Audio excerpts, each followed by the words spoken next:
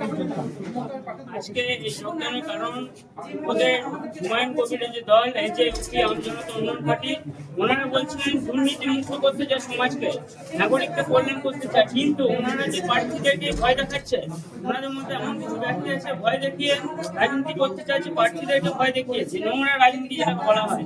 আমরা জীবনে এরকম রাজনীতি দেখার মতো কেনও শুনিনি। এতটা নোংরা রাজনীতি ওনারা করছে, মানুষকে ভয় দেখিয়ে কোনো রাজনীতি করা যায় না।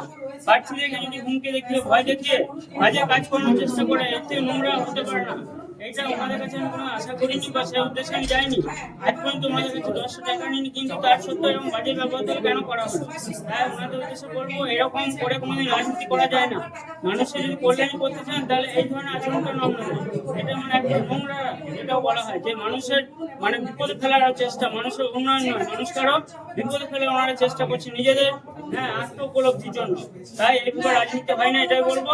তাই এই নোংরা রাজনীতি থেকে আমি সরে এসেছি। আমাদের মাননীয় একজন শেখ, আমাদের জেলা পরিষদ সভাধিপতি, ওনার কাজকর্ম এবং ওনার আদর্শ আমি যেটা দেখলাম, তাই আমি খুবই গর্বিত এবং ওনার হাত ধরে পরবর্তীকালে কাজ করতে চাই।